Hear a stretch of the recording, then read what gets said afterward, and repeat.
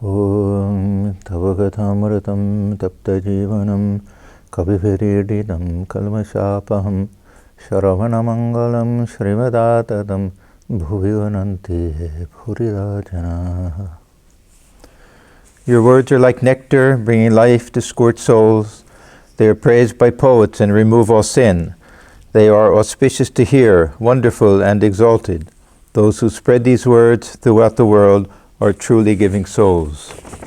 Welcome everyone to our class on the Gospel of Sri Ramakrishna. We are continuing with Chapter 7 in the Master and Vijay Goswami. This was the entry for December 14th, 1882, and it was a Thursday, and we are up to the bottom of page 170. The conversation before this had to do with the realization of God coming when we can transcend this I consciousness and enter into the higher states of and deeper states of meditation and go into samadhi. And Vijay is thinking that if this is the way to do it, then one should follow the path of knowledge. The path of devotion may entail keeping this ego sense, using it as a devotee or the child of God or something like that. So he had that doubt, and I'll just read a little bit before we get to this present portion, that Vijay asked the question, if without destroying the I, a man cannot get rid of attachment to the world and consequently cannot experience samadhi, then it would be wise for him to follow the path of Brahmajnana to attain samadhi. If the I persists in the path of devotion, then one should rather choose the path of knowledge. And I mentioned last time, these are all statements that Vijay is making, but they're not statements, they're questions. He really wants Ramakrishna's opinion on all of this. And it brings up a very important question for all of us, because when we read the Gospel of Sri Ramakrishna, we hear so many things about samadhi and about God realization, and sometimes we get the impression that without attaining to this state of nirvikalpa samadhi, that we won't have God realization. We won't become Brahmagyanis, in other words, of Brahman. And at the same time, we hear Sri Ramakrishna saying that this is something that's very rare, and that in general, those who are not special souls, those who are not what he calls Ishvara Kotis, either divine incarnations or their companions, that they won't be able to remain long in the body after attaining to that state of samadhi. That'll more or less be this passageway from this world to just union with Brahman. So it is very important for us to understand that all of this talk about realizing God and then having 21 days left in that state of samadhi, this is just for those who follow this one path, either the path of knowledge or the path of yoga. The scriptures and all of the texts, Vivek Chudamani, texts like that speak about this path of knowledge, and the Upanishads themselves don't equate this Brahmajnana with nirvikalpa samadhi. They'll talk more about some awakening, and we'll read cases of Viveka Chudamani, the long section where the disciple is more or less describing his enlightenment state. It's true, he'll say that yes, it seems as if the world has disappeared. That means the mind has gone into a higher state, but still, he's aware enough that he can speak, and the mind comes down very quickly. It seems to be just a momentary thing, but it's enough for illumination. Many traditions have this idea. In the Japanese Zen tradition, they use the term satori, that it'll be an instant awakening. It doesn't mean going into deep meditation and remaining there for long hours and perhaps not be able to bring the mind back down again. So even the path of knowledge doesn't seem to require this nirvikalpa samadhi. It may, One may through that enter into that. But more importantly, the path of devotion. Sri Ramakrishna will tell us over and over again that we can also attain to the knowledge of Brahman, we can attain to the state of liberation, we can attain to the state of wisdom, knowledge of Brahman through devotion as well. So it's understandable, because the conversation was in that direction, that Vijay is feeling that perhaps this is the only way to do it. The only way to really get rid of this I consciousness is to enter into samadhi. And if we can't have ultimate realization and liberation unless we get rid of this I, then we should seek for samadhi or follow the path of non-dualism, the impersonal absolute, the path of wisdom, as opposed to any other path. Now, it's a big doubt for Vijay because he's at a turning point in his life. He's still a member of the Brahmo Samaj, but it must have been in his mind at this time to leave. He had already left the branch of the Brahmo Samaj that Keshav had founded. Actually, it wasn't a branch at that time. It was he and others who left who created a second branch. But even after that, he wasn't comfortable in his own skin. He came from a long line of devotees. They were all descendants of Advaita Acharya from the Chaitanya school. And probably in his mind at this time is this idea, two things. One, that he should follow this path of devotion, and at the same time should renounce everything. So it's a big doubt for him, and not a big doubt for us in the sense that we're thinking of making any big change in our spiritual life or anything, but it does represent a point of confusion very often.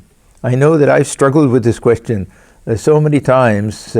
What is all this talk about striving a whole lifetime to enter into a state where we merge in God, in 21 days the body's gone and that's it. This is what it's all about. But Sri Ramakrishna will say that very few people are fit even to tread this path of knowledge. And of those who do, very few will have that type of realization.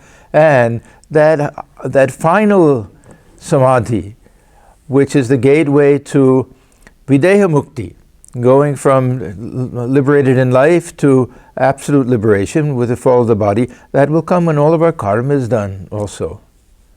So prarabdha karma will have to all be gone at that point, or close enough that it can just get kind of destroyed at the very end. So anyhow, this will be very interesting and important for us to hear what Sri Ramakrishna says. Is he going to say, yes, you made a good point, that you have to get rid of the I. The I can only go in samadhi, so you should practice the deep meditation and the path of knowledge. But he doesn't say that. He says, Master, it is true that one or two can get rid of the I through samadhi. So one or two, this would be out of thousands and thousands of all those who are striving for realization. We have the same thing in Gita, that out of hundreds and thousands who strive, perhaps one will realize me. We have that song, out of 100,000 kites, perhaps but one or two will break free. And chapter 12 in Gita, of course, is a chapter on Bhakti Yoga, so we expect it. But the emphasis will be not on the ineffectiveness of the path of knowledge, but the fact that the level of adhikaratva, this level of who is qualified, is very high for that. And those who have some attachment to the body and to other things and feel that they're the doer and the actor and all of that, for them, Sri Ramakrishna will say that the path of devotion is more natural, is an easier path, a more natural path. So he says, it is true that one or two can get rid of the I through samadhi, but these cases are very rare. You may indulge in thousands of reasonings, but still the I comes back. Now, this is this curious thing. This is why Thakur talks about this rascal I, that through reasoning, we realize that it's unreal. We realize that this I is just an idea. It's just how we look upon ourselves. It's a question of false identification. at the same time, that feeling comes back. Not that we don't have that same understanding. A good example is Totapuri. He was such a perfectly God-realized soul through the path of knowledge that he was above everything. Without I consciousness, without this identification with the body and the mind in an ego sense, one can't have anger and envy and desires and all of those things. But one day they're sitting there around the dhuni. This was the highest form of worship for Totapuri, to light a sacred fire and sit around that fire and practice the spiritual disciplines, meditation and reflection and everything. So one day, Hridoy or Hazra, one of them came and wanted us to have a smoke and wanted to use the sacred fire to light the little piece of charcoal that'll go in the chilam, something like that. And Totapuri got furious. He said, "How dare you? This is a sacred fire and you want to light your tobacco with that." So Sri Ramakrishna laughed. He said, "Just now you're telling me this world is unreal, that the sense of I is non-existent, all of that, and here you're getting so angry over this small thing." So it's a good example that this sense of I, it comes back to us. Everybody has an ego. This is a great teaching of Sri Ramakrishna. Only for the God-realized soul is a very light, transparent, translucent ego. It has no weight to it. He calls it ripe, fully ripened. It's everyone else, it's a big stick lying on the surface of the water. For them, it's like a little mark. If you can't even draw a line on the surface of water. But something anyhow will give the appearance of an ego. It won't be able to bind, but still there'll be some sense of I. After God realization, Sri Ramakrishna says that the God-realized soul, which he calls the Vijnani, that the Vijnani lives in the world with a sense of I. And this is the ripe ego. It'll be of two types. One for the jnanis, like Shankaracharya, it'll be the I of knowledge. So that means that my sense of I will be that I am he, I am that, I am Brahman, that type of sense. For the devotee, the sense of I will be the relationship I, and it can take different forms. It can be I am a child of God, I am a servant of God, any of the different attitudes, but it'll be a dualistic attitude. The non-dualistic attitude still involves some sense of I am he. The highest type of knowledge will be that Brahman alone exists. This I am Brahman, that means there's still some sense of myself as being one with the Brahman. So this ego sense, it comes back. A nice example I like, this is from a completely different tradition, but the existentialist tradition, Jean-Paul Sartre, he was a wonderful thinker, brilliant thinker. I studied him in my pre-Vedanta days. I was a philosophy student. He called this ego, he said this ego is like a thief that after a big robbery will go into the tavern and be bragging about all of his exploits, how he did this and climbed up and broke through the window and all of that. And then as soon as he hears the police are coming, then he runs out the back door and hides from them. As soon as he hears the police have left, he goes back in again. So Thakur says, Ramana Maharshi says a similar thing, as long as we're looking, we try to look for this I, we can't find it. The second we stop looking, it pops up. Now how can something that's unreal pop up? This is Maya. We can't explain it exactly, but there's an old way of thinking, it comes right back in. So this is what Thakur is saying.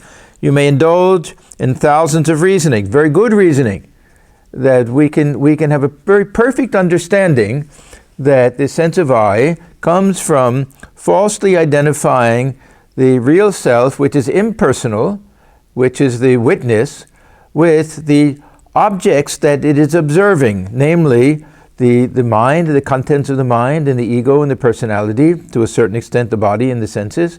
That process gives rise to this I sense.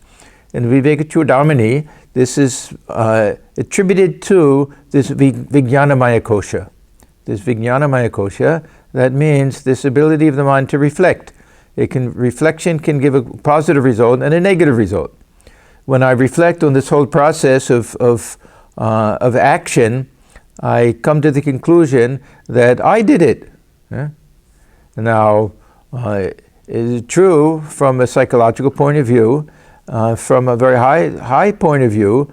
If this I doesn't exist, then I can't be the doer.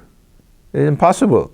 If it's a phantom, if it's just, it has a phenomenal existence, an apparent existence, not a real existence, then this doership can't be true either. So we can have this, perform all of this very, very deep and Vedantic type of reasoning, and be convinced that there's no ultimate substance behind this feeling of I, and at the same time, the very next moment, somebody criticizes us and we get our feelings hurt. Someone praises us, we get puffed up. It keeps coming back. This is the human condition. There's not too much we can do. Very few people will go beyond this. They'll be very rare souls. Those who don't can also be fully God-realized souls, only they won't be affected the same way that others are affected. Everything with them is just the appearance of an ego. And some old samskaras may still be at work. Thakur says, suppose you dream you're being chased by a tiger. And the moment you wake up, you realize there was no tiger. He said, but still your heart will beat for a while. That means that old way of thinking, that old fear, that old misconception that the tiger was real, that will remain for some time, maybe throughout the lifetime. But deep down we know that there's really no tiger. So it doesn't, that pumping of the heart doesn't give us that real feeling of fear that it normally would. Okay, you may indulge in thousands of reasonings, but still the I comes back. You may cut the people tree to the very root today, but you will notice a sprout springing up tomorrow. And therefore, if the I must remain, and what he's saying is that for almost everyone, this I will remain in some form. If this I must remain, let the rascal remain as the servant I. So what he's telling Vijay is, no, don't think that everything I said before means that you should follow the path of knowledge. The path of knowledge may obliterate this ego, momentarily at least. The path of devotion can transform the ego, can ripen the ego. So there are two ways of doing it. One is to convince ourselves that this sense of I is false. And the other is to say that, well, my current sense of I, my current feeling of identification is with this lower self, is with superficial things. And I know I don't have the strength of mind or the understanding or anything to just tell myself, no, that's wrong, that's false. So what can I do? Let me identify with something else and let that counteract, let that be the remedy for this. So let me think of myself, if I'm a child of God, then the Divine Mother is my real mother, not in a physical sense with this physical body, but in a spiritual sense. So that I is a spiritual I. I'm thinking of myself in terms of spirit, not in terms of body. So that should counteract this body consciousness, this identification. So he says, therefore, if the I must remain, let the rascal remain as the servant I. As long as you live, you should say, O God, thou art the master, and I am thy servant.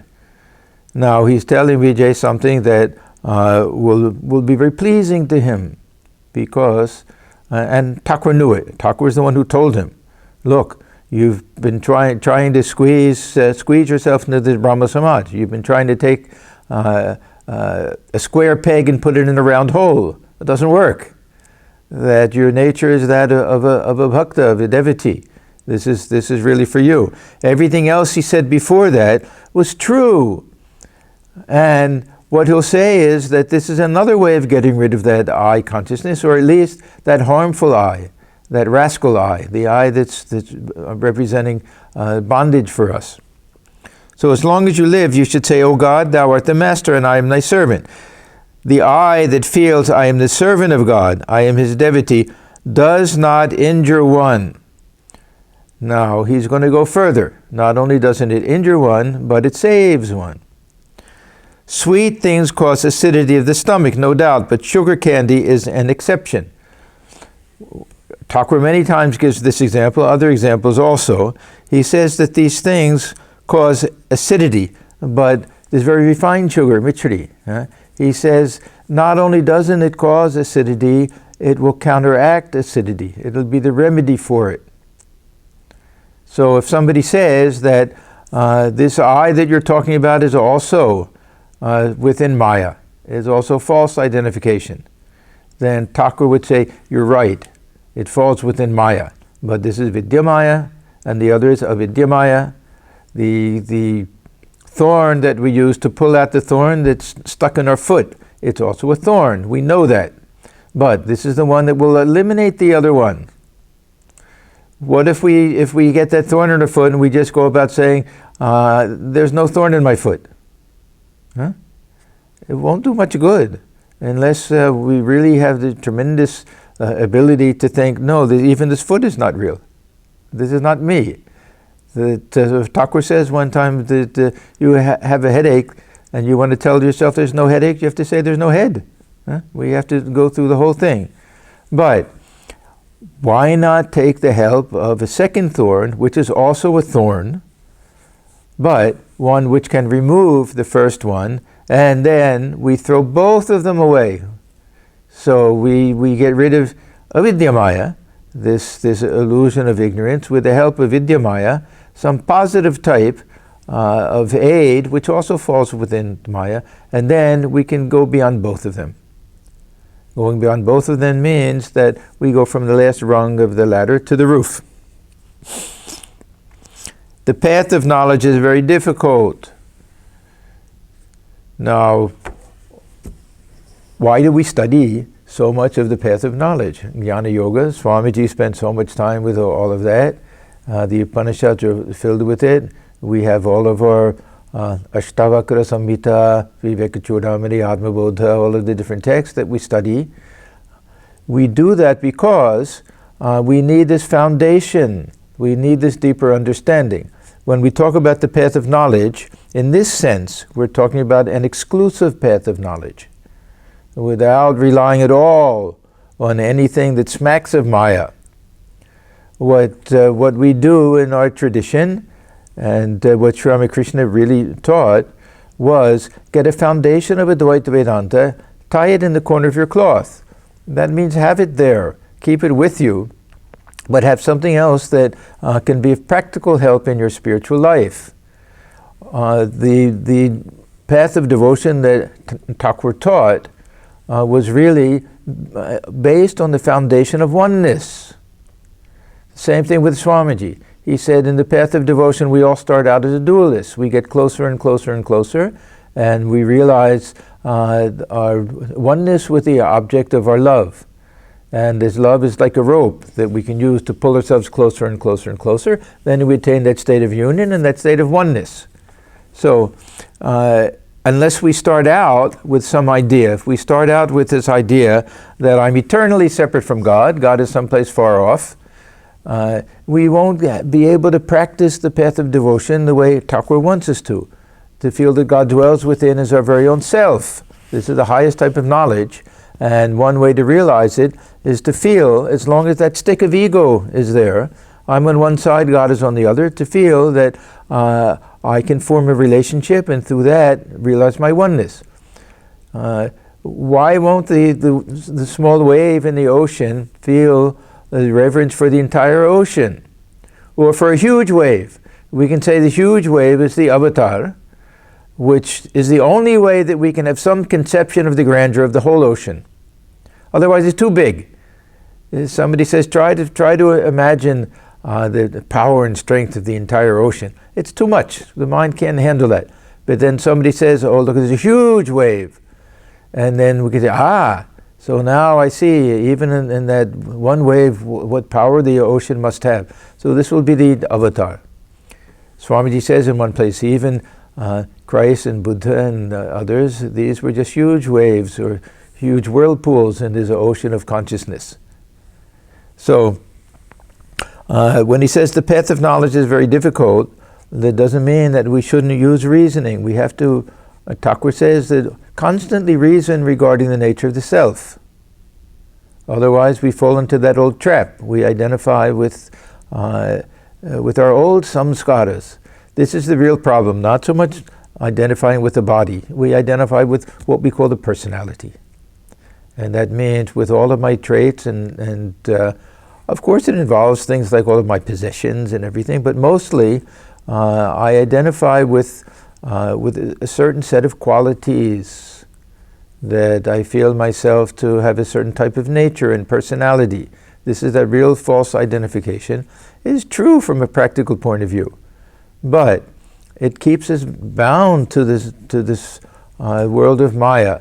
So we have to try to transcend that. So we shouldn't think that Thakur is saying the path of knowledge is very difficult. Don't engage in any of this type of reasoning. Give up this idea that this I is somehow the result of Maya.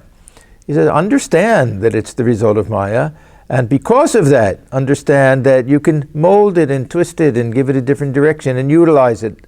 So this is why they use the term Jnana Misra Bhakti. Jnana Misra Bhakti, I don't know who coined it, if Thakur himself uses it or others, but it really means the path of devotion which is combined with knowledge and really based on and grounded on knowledge. So that has to be there. He's not telling us the path of knowledge is very difficult. He's not telling us don't try to understand these things. He's saying to exclusively follow that path, which means having no interest in anything short of the impersonal absolute Brahman and perfect oneness, and to a certain extent, this idea that this world is unreal. Now we can follow, there are many ways to follow the path of knowledge and looking upon this world as a manifestation of the divine, but many of the schools following Shankaracharya will emphasize the other side more, that look upon this world as a kind of dream. And for most of us it's very difficult, it seems so real to us. So I would say, when he says the path of knowledge is very difficult, I would add in a little footnote, to follow the path of knowledge exclusively is very difficult. But utilize it. We can say the same thing with Raja Yoga. Very few of us are qualified to simply follow this path of long hours of deep meditation, which will lead to higher and higher states and ultimately samadhi. Does that mean we don't practice meditation? No, we get whatever we can from the study of Raja Yoga, and we utilize that in our devotional type of meditation. In the Kali Yuga, the life of man is centered on food. He cannot get rid of the feeling that he is the body and the ego. Therefore, the path of devotion is prescribed for this cycle. Sri Ramakrishna, he emphasized this idea. We don't have to take it very literally, this idea of Kali Yuga and the other yugas. The point is that if we have this body consciousness and we have this sense of identification with the ego, he says, body and ego, these are the two things. That means this lower ego, that means with this feeling of personality. If we have that, then it's very hard for us to follow this path of knowledge. So he says, therefore the path of devotion is prescribed for this cycle. So this is, this idea of Kali Yuga, this simply means that in this present age, and maybe it's always been like this, there's a greater tendency for us to take everything as real, to identify very much with this physical body. In fact, sometimes I think, what nonsense, how can we not identify with it? It's following us wherever we go, and it's covering us, and we have to look through the eyes in order to see outside. How can we not be identified with it? Only those who can raise the mind to higher states and can experience themselves as the self, they can get beyond this. Otherwise, it's mostly just an intellectual activity. It's not a bad activity, I'm saying, but it's something that in this present age goes this goes to a theory that in the earlier ages that these rishis had the ability to spend 24 hours a day in meditation, and they could be detached from everything. The Gita gives us a very important understanding of this. It uses this term, dehavad. Sri Krishna says that for those who are, dehavad has two meanings. It means possessed of a body, and Shankaracharya takes it also as meaning as those who have body consciousness. So those who are very attached to the body. Now, if we're very honest with ourselves, we really won't find too much difference. Everybody has a body and everybody's attached. The attachment part, there's a gradation there. Some have a very light type of attachment, not just to their body, but to the world. They don't feel very much attached to possessions or to people.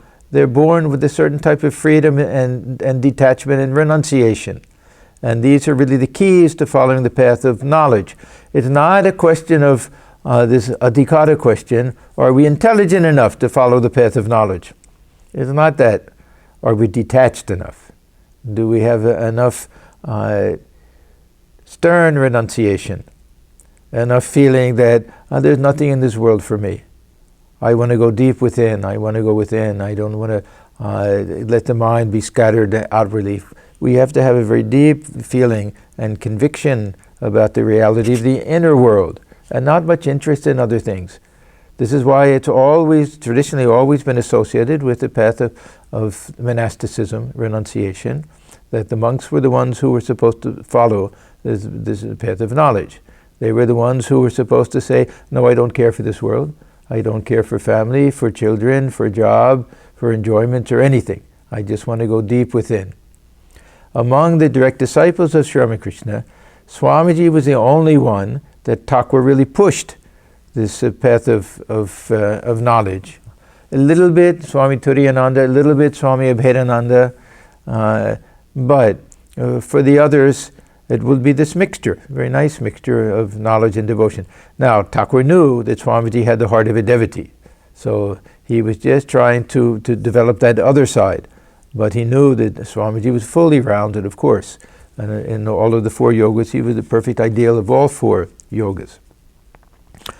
So, therefore, the path of devotion is prescribed for this cycle. This is an easy path. Now, very often, Thakur will add, the path of devotion is easy, but not all that easy. Ato shohoj noi. He'll say, shohoj pot. Tobi ato shohoj noi. Don't think that you say, oh, okay, now I'll just be a devotee and everything will go very smoothly. There'll be no problems in life. I'll easily have God realization. I'll go into higher and higher states of ecstasy. It's a relatively easy path compared to the very stern path of knowledge and renunciation. It's like saying to somebody, if you want to scale Mount Everest, you don't want to go around the path or anything like that. The deepest face of Mount Everest. It'll be very, very difficult. It's relatively easy if you follow the other path. The Sherpas will tell you and everything. But how easy is it to climb Mount Everest? It's not so easy. So he says it's an easy path. He's probably laughing when he says that. So it's an easy path to follow, relatively. But to have God realization, there's no shortcut to God realization. It's easy. This word easy, shohoj, it means easy, it means natural also. It has both meanings. That why is the path of devotion easy and natural? Because we all know what relationships are. We have them. No one is born without having some type of family situation. Even an orphan will have adopted parents perhaps, or brothers and sisters. But in general, we all know that. And we all know what it means to have attachment. We all know what it means to love someone. So we utilize all of these things that are natural to us. The human beings have this ability to feel emotions. Even anger and jealousy and all of these can be used in the path of devotion. So these are natural to us, so shohoj. So this is why he says an easy path is a natural path. It's not swimming up against the current. It's not trying to constantly fight against with a strong wind coming in our face. It's going with the wind. Anukul hawa. Thakur uses this expression. It's my favorite expression in the entire gospel. A favorable wind. When we can just raise the sail and the wind is directly behind us, and we don't have to go back and forth, we can go straight there. So this is utilizing all of these things so that everything becomes favorable to us.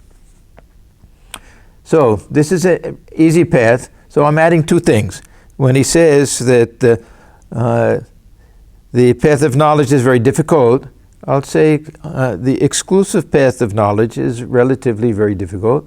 And when he says the path of devotion is an easy path, I'll say compared to the path of knowledge, it's an easy path, a natural path. Easier for most people. If one is qualified for the path of knowledge, then it's better. This is not a question of that he's a fanatic about the path of devotion. He's a realist. Thakur was a realist. If anybody came who he felt was suited for worship of one kind or another kind, he would push them in that direction. He would help them in that direction. He had no agenda that I want to see everyone become a bhakta. He had no agenda that way. And remember, he's talking to Vijay, who later becomes a great kind of ecstatic type of bhakta with kirtan and singing and dancing and everything. You will attain God if you sing His name in glories and pray to Him with a longing heart. There is not the least doubt about it. And I don't know that much about his life, but the Vijay Krishna Goswami was considered to be a very great saint. Later, many books were written about him, and he had many followers, disciples, I don't know, followers, but he was considered to be a very highly God-realized soul in later days. Suppose you draw a line on the surface of water with a bamboo stick. And now, we can do it on the ground, but can we draw a line with a stick on the surface of water? Not anyhow. We try to imagine what it's like, that it can't really have any substance to it. Suppose you draw a line on the surface of water with a bamboo stick. The water appears to be divided into two parts, but the line doesn't remain for any length of time. The servant eye or the devotee eye or the child eye is only a line drawn with the ego and is not real. So, what a perfect combination of knowledge and devotion. Huh? That the typical devotee, in most of the traditions, not only in India, but in the Western religions, is a dualist. And don't think that a dualist is a dirty word. We have people in Vedanta who say, that's dualistic. As if your mouth should be washed out with soap. How can you say that? That's dualistic. There's nothing wrong with dualism unless one is fanatical about it. And one says, no, it's impossible for the individual soul to ever become one with God. Or, problem with dualism is that it leads to a type of realism that can say that, yes, God is to be worshipped this way and not that way. This is the problem with it, that it leads to some type of fanaticism. But the dualistic attitude also leads to a tremendous devotion. So it should be utilized. But look what Thakur is doing. He's saying, utilize this I, utilize this ego sense in order to have the highest realization. At the same time, understand that it's creating a false distinction, a false division. That I am feeling myself to be a child of the Divine Mother. But I know that it's only as long as this feeling of I remains. Once that disappears, then there's no distinction between child and mother. There can't be. Then only the mother exists. Brahman alone exists in that point. When this ego dies, then we can't say, I am that, Aham Brahmasmi. That has to be from a lower point of view. When the ego dies, we can't say anything. But there's certainly no feeling that, now I've realized Brahman. That even that type of I can't be there. Coming down, it can be there afterwards. But so Thakur is saying that This line doesn't remain for any length of time. That means that this feeling of separation is something which is helpful in the beginning in order to establish this feeling of love, because this feeling of love is what purifies the heart and gets rid of all of the other bad tendencies and things. It plays a very crucial role. So this Vidya Maya, we can't eliminate this step. We have to admit the crucial role of the second thorn to take out the first thorn. We won't go and cling to that second thorn and worship it. We'll throw it away. It served its purpose. That's why this line doesn't last long. If this line were so necessary, this ego, then we would want a permanent line. But there is no permanent line.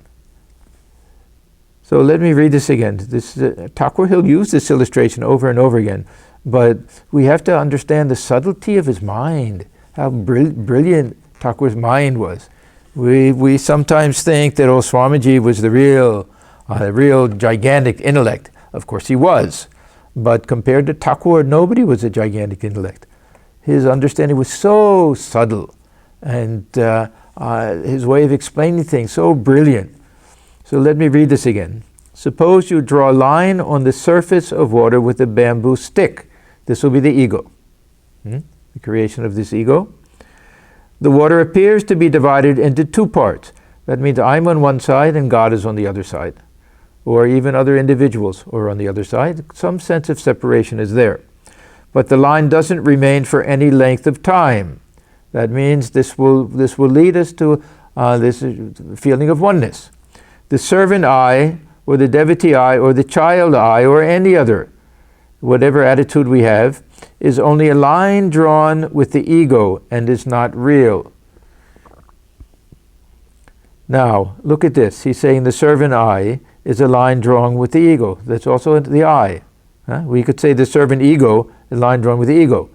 So what does that mean? It means that right now I have a certain understanding of who I am, and it's within my realm of possibility to decide how I want to look upon myself. So this I that is falsely identified with the body will decide to adopt this other type of ego, the servant ego or child ego, in order to utilize it so that it's no longer a big stump that's grown up in front of the door of the house, prevents me from getting in. It becomes a very light and helpful type of I. So the servant I, or devotee I, or child I, is only a line drawn with the ego. So I and ego, they're the same, and is not real. That means the mind is working on the mind. We ourselves are our own best friend and our own worst enemy. Very wonderful idea from Gita. Vijay to the Master. Sir, you ask us to renounce the wicked I. Okay, this wicked I is the one that gets offended so easily and has all the desires and has selfishness and wants to get things and hoard things and own things and feel proud about things and try to put other people down. This is the I that functions automatically unless we make some attempt. Of course, some people are born with good samskaras. I shouldn't say automatically, but for most of us, this lower I, which is so identified with the body and the mind and the senses, it becomes very self-protective, and it becomes fearful, and it becomes jealous and angry and envious, all of these things. So this is the wicked I. We all want to give up. Giving up the wicked I means giving up pride and giving up all of the passions, because they're all connected with the I.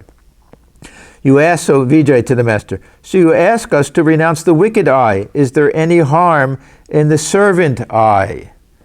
So Thakur has actually answered this question already. As Vijay wants it clarified a little bit, he has a slight confusion. Thakur's already told him that there's other I, it belongs to Vidyamaya, and is very helpful. That's the mitridi, that's the sugar candy, and that gets rid of the bile or acidity. Master, the servant I, that is the feeling, I am the servant of God. Now look what he's saying. What is the I? It's nothing but a feeling. It's not a real thing. this Sankhya idea that ahamkara is something real is a very, on some level, harmful idea.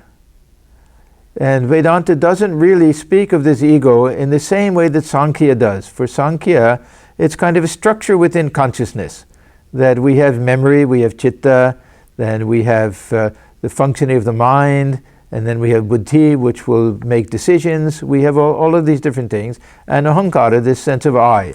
In Vedanta, the sense of I doesn't have the same reality of the other things. It's really, we can trace it back to buddhi. This buddhi somehow creates this feeling I. Lower animals don't have the same type of feeling of I. They can function with the mind, they can do things, they can react to things, but they won't have this feeling of who are you to telling me to do that? Who are you to keep me from climbing up in your roof and going into your attic and doing all? They won't have that same type of I, because this vijnanamaya kosha, the buddhi, isn't developed in them. Anyhow, however it comes, this I comes, this sense of I. So Thakur says, the servant I, that is the feeling I am the servant of God, I am the devotee of God, does not injure one. On the contrary, this is what I was saying before, on the contrary, it helps one to realize God. So someone can be a stickler and say, well, what are you doing? You're replacing one falsehood with another falsehood. But it's a good falsehood. I've told the story before, many of you know the story. It's a nice story. It's something that was, I read first in The Mind and Its Control, I think. Swami Buddhananda ji was in this country for some time, but then he went back. He was in charge of the Delhi Center. Anyhow, he wrote this very nice book. Then he tells a story of a man who's walking down the street with a basket under his arm. And he happens to meet a friend. And the friend says, oh, what are you doing? And he says, I'm on my way to a party. And he says, well, I see you have that basket there. What's in your basket? And he says, well, let me explain. You know, when I go to these parties, there's drinking there. And you know I can't control drinking. I drink too much. I have a problem with that. And whenever I drink too much, I see snakes everywhere.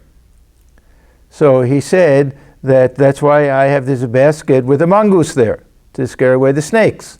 So then the friend says, well, what kind of a fool are you? That how can a real mongoose scare away imaginary snakes? So then the man opens his basket, and it's empty.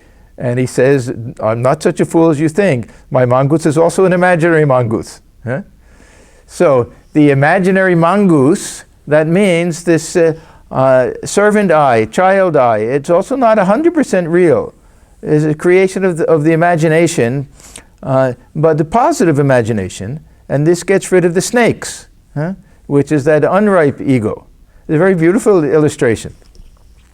So on the contrary, it helps one to realize God. It'll get rid of the snakes. And then we know that mongoose, it'll disappear along with the snakes. We'll go beyond both. We'll throw away both thorns. Vijay, well, sir, what becomes of the lust, anger, and other passions of one who keeps the servant I? Okay, now, Thakur, he'll give a nice answer to this. So let me read it first. Master, if a man truly feels like that, then he has only the semblance of lust, anger, and the like.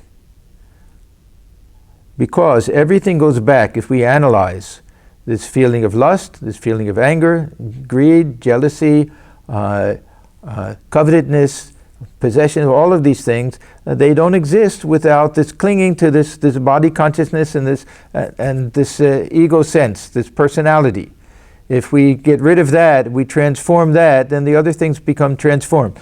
The second answer, which Thakur gives in many other places, is that we can also utilize these, lust, anger, other passions, and give them a twist. He said, if it's impossible to get rid of the I, then it's also impossible to get rid of the passions. In the same way.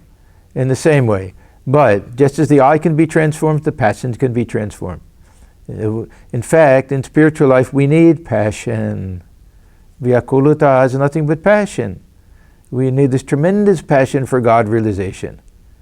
And if we see somebody who has attained something higher, we see someone who has been able to renounce everything, someone who has a very smooth path in a spiritual life, we should feel some sense of envy.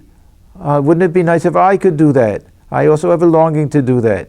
I have that desire to do it. These are all positive ways that these passions can be utilized.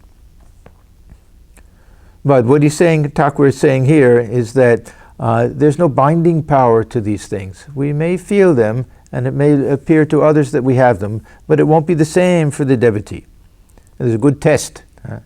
We think we're good devotees. We have to see to what extent are we slaves to the passions. It's a very good test for us. So Thakur says, if a man truly feels like that, then he has only the semblance of lust, anger, and the like.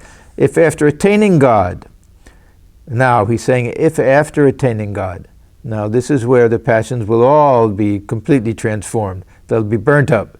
They'll just be the appearance of them.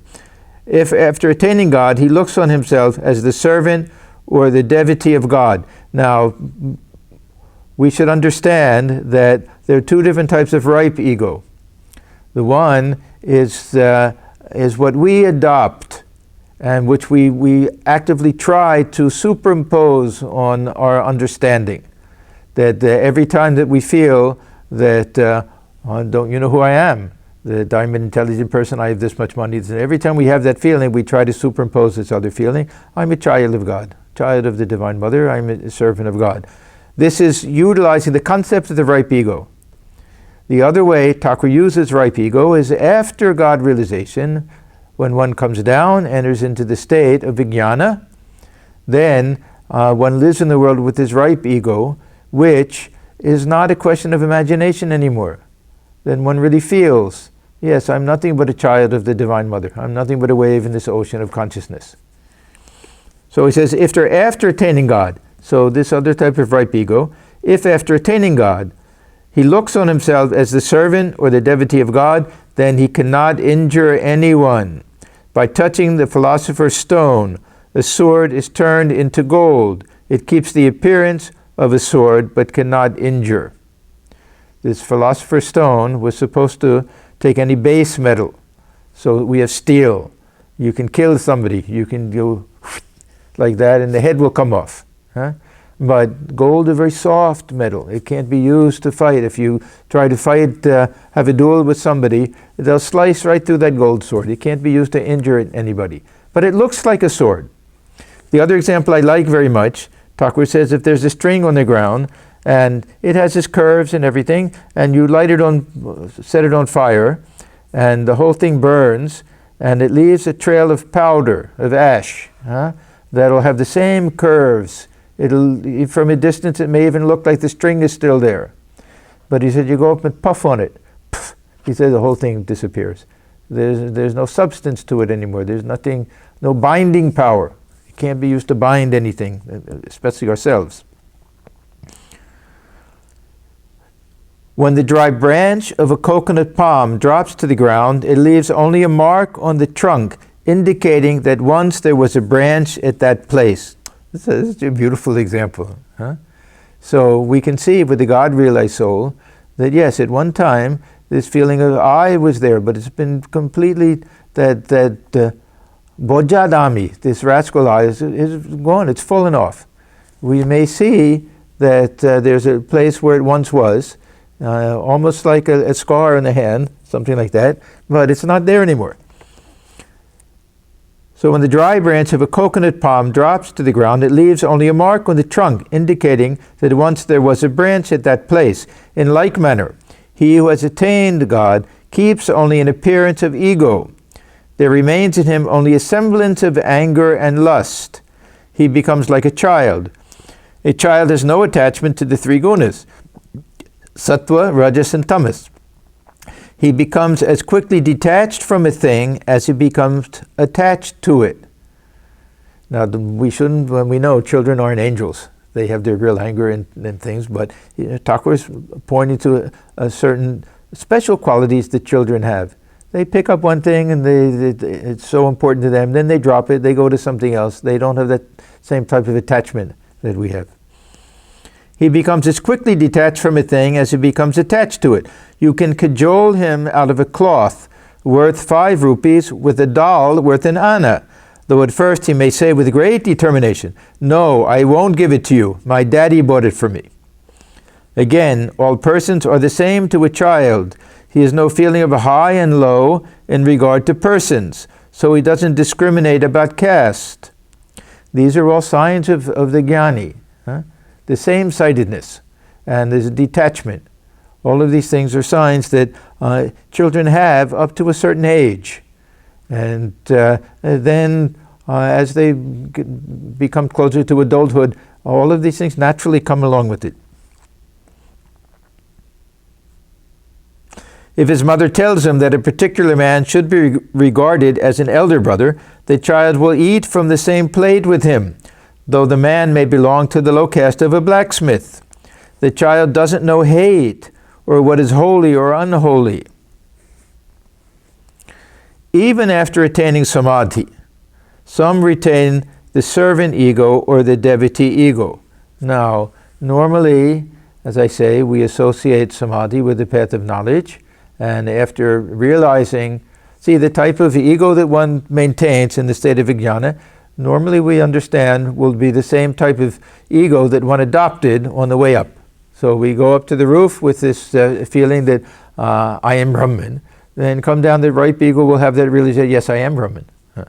And if one goes up with this feeling, I'm a child of God, may I realize the Divine Mother, one gets up to the top and realizes the Divine Mother as one's very own self and comes down, and that relationship will be that way. So if Thakur says, after attaining samadhi, some retain the servant ego or the devotee ego, that means that one can attain samadhi by adopting the servant ego or the devotee ego. So, and he says that many times, even through the path of devotion, one can attain samadhi, brahmajnana, the higher states of consciousness, one can get to the roof. But fear of going to this deep nirvikalpa samadhi and remaining 21 days and giving up the body is not necessarily there. It'll maybe a different type of thing. These are all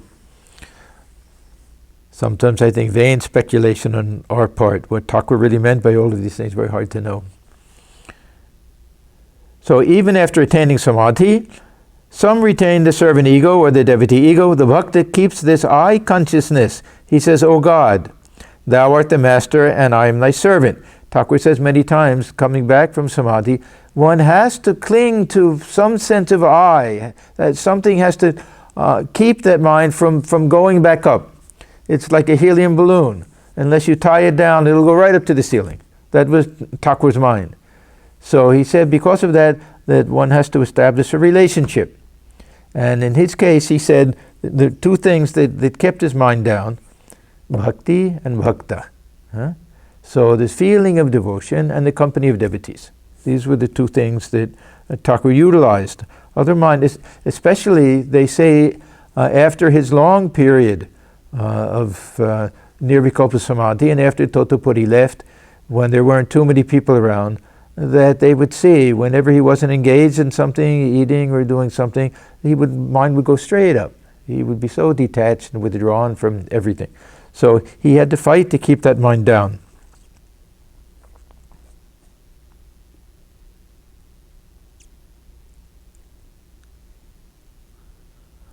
So he says, "O God, Thou art the master and I am thy servant. Thou art the Lord and I am thy devotee." He feels that way even after the realization of God. His I is not completely effaced because he has to cling to this I. It is if we live in the body, even if my sense of I is not this, not that, even if that I am not this body, mind, that's still a sense of I. We can't talk to people. We can't do anything unless there's some semblance of I, some sense of I. But it's not this ahankara, it's not with this pride and this heavy I. So his I is not completely effaced. Again, by constantly practicing this kind of I consciousness, one ultimately attains God. So he's talking about this type of I consciousness as the cause and the effect. It's the means by which we get to the roof, and it's what we resort to again after coming back down. Both.